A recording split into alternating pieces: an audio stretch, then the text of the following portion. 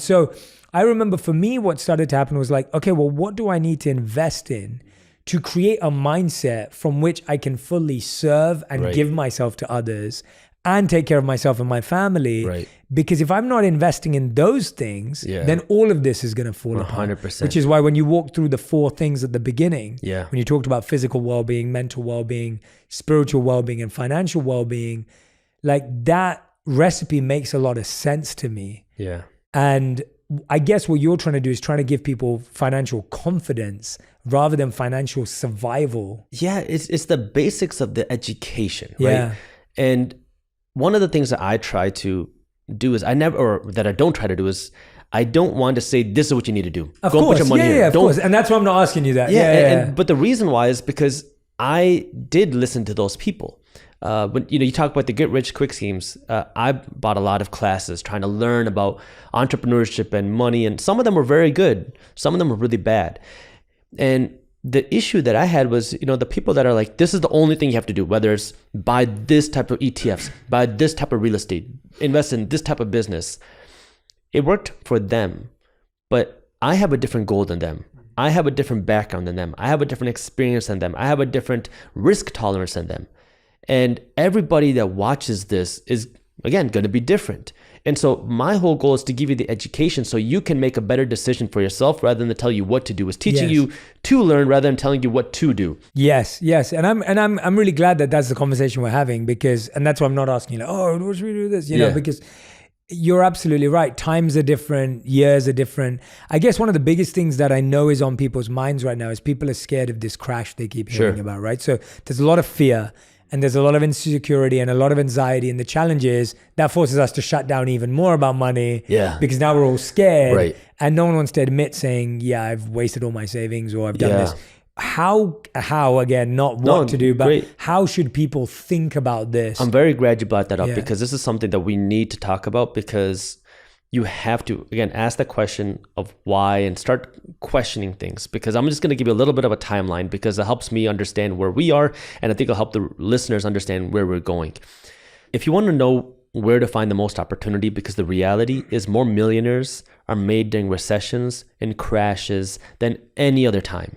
And the reason why is because when you have these types of recessions and crashes, assets go on discount. They go on sale. It's almost like Black Friday shopping for investors. And so you need to know how to find these opportunities. But this also requires you to not just blindly trust or listen to what anyone else says. So I started asking the question of why and started losing a lot of trust in the system when I started realizing, oh my God, like I was lied to about the school system and this and that and this and that. It was very painful for me.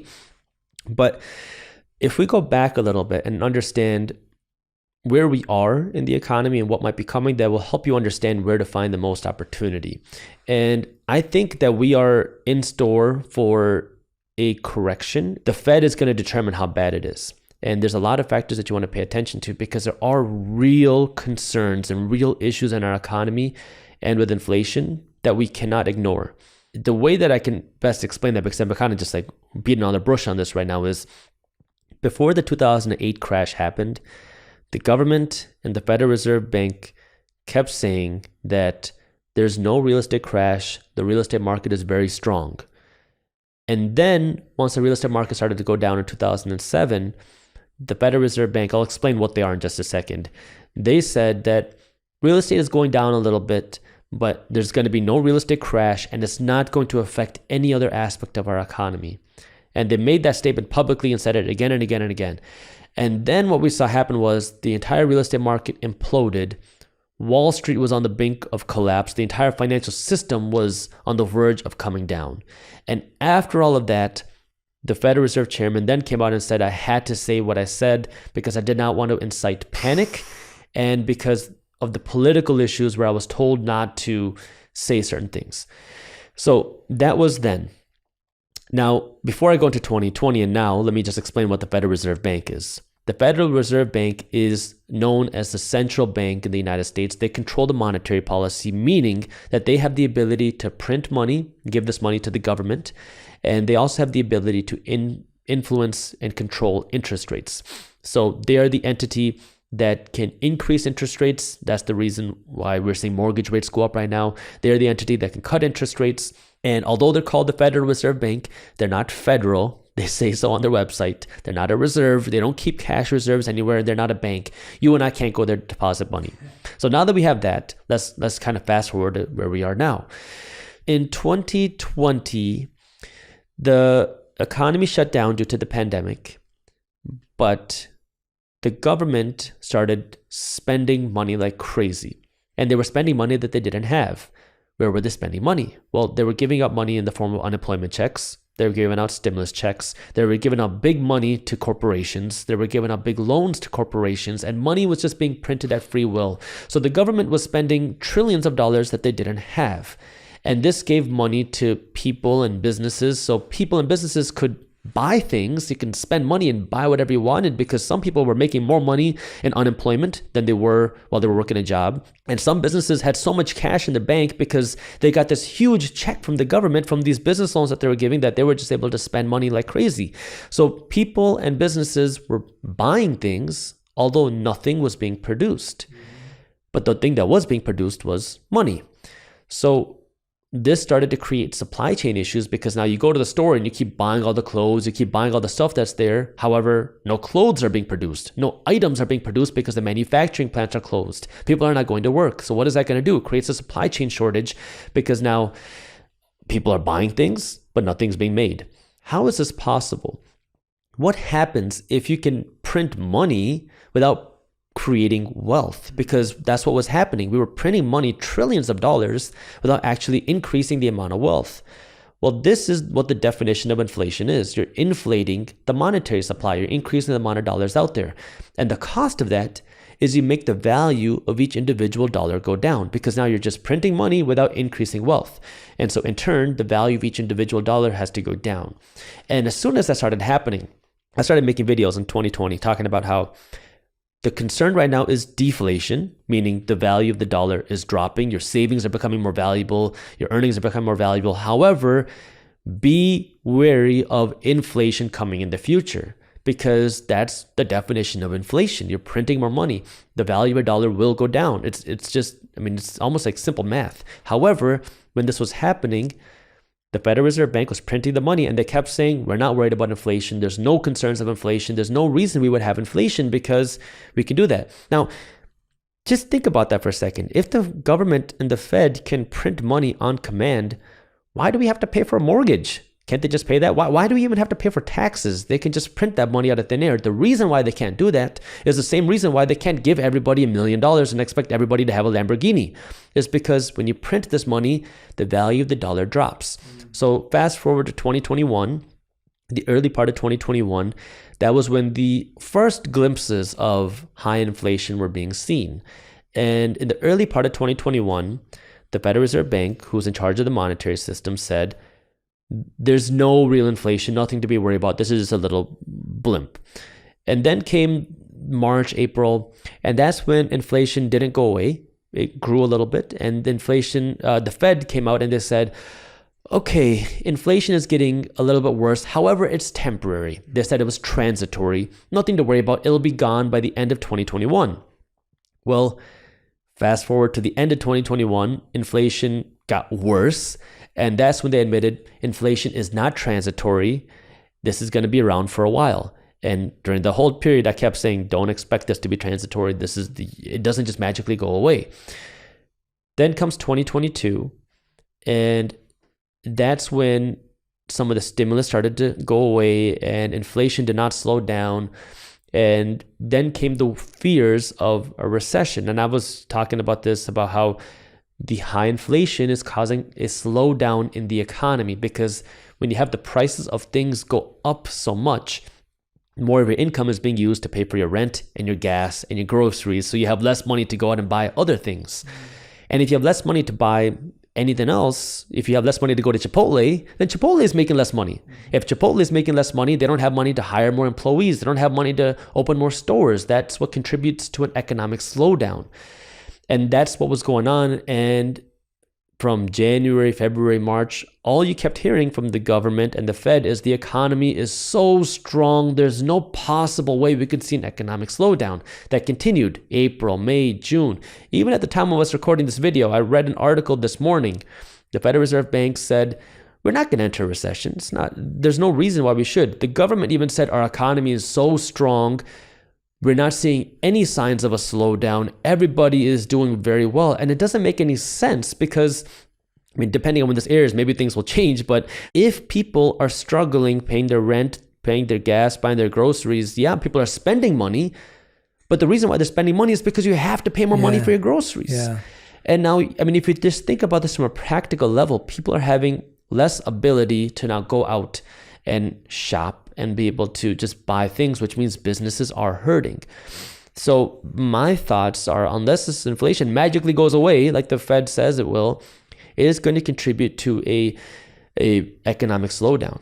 And now, how bad will it be? Well, it depends on what the Federal Reserve Bank does, because the Fed now is trying to reverse what they did in 2020 and 2021, where these trillions of dollars were printed and entered our economic circulation, which caused the value of our savings and earnings to drop. It created more inflation. So if you want to reverse inflation, you have to do the opposite. You have to literally burn cash. You have to take it out of the system. So that's why they're working to increase interest rates. If they keep increasing interest rates to fight inflation, we are going to enter a recession. And that means the economy will slow down. It means people will lose their jobs. It means that businesses will go under. And the question then is, what will the Federal Reserve Bank do next? Will they then say, okay, inflation is under control, even though maybe it's not, but the economy needs help. So we're going to start inflating, because that's what happened in every previous crash. You cut interest rates and you print money to help the economy boost. Well, if they do that now, when we entered a recession because of inflation, you make the root cause of the recession even worse. So this is where I don't know what the Fed is going to do. And it is a tough situation. And this is where you want to be aware, because there are ways for you to take advantage of this. But what you want to understand is the lesser of two evils is to cause a recession, because then means you're raising interest rates, markets go down, and some businesses will go under. However, this will cause a refresh and things will be able to get better. This creates opportunity for you to go and buy some assets. You can find stocks that are on sale. You can potentially find some cryptocurrencies on sale. Maybe real estate, you'll find better opportunities. However, if the Federal Reserve Bank changes course and they say, okay, inflation is a little bit better than where it was and it's stabilizing, even though it's much higher than what it was before, but we're worried about this recession, and they start inflating, meaning they start printing money, they start cutting interest rates. Well, that means now the inflation gets worse, and now you risk something like a currency crisis. And this is significantly worse, because now the trust and the value of the dollar goes down. And that's where, the type of assets that you want are different. That's where things like physical gold become more valuable, because that can protect you from those types of things. So now what do you do, right? That's the real question is, first thing is calm yourself, because nobody makes rational decisions out of panic. Nobody makes smart decisions out of fear. Understand that these things happen and that things will be okay. So first thing you got to do is just calm yourself, take a deep breath. Now, the second thing is you have to start taking that financial education. You want to create that buffer now, because even now, while things look bad, gas prices are high, but they could be worse. So you want to use this time to now put aside some cash. That way you have some money to take advantage of opportunities that might come your way.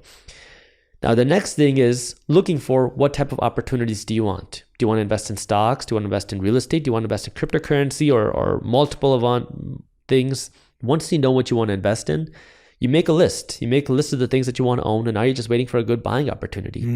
And when you're waiting for a good buying opportunity, you do not want to try to perfectly time the market. Buy things in phases. You can buy on the way down. You don't have to buy all at once. This is what I talked about in 2020 when the market was collapsing. I said, look, I'm buying in phases. I know what I want to buy. I'm buying it on the way down. Every time it drops another 10 to 15%, I buy more, and I buy more aggressively. When that happens, people will think you lost your mind, because they're going to say, why would you buy now? The market's collapsing. The world's going to end. Don't buy now. Look, you got to, again, calm There's going to be a lot of emotion. There's going to be a lot of panic, a lot of fear. But the smartest investors are not the ones that invest on emotion. It's the ones that invest on finances. Mm-hmm.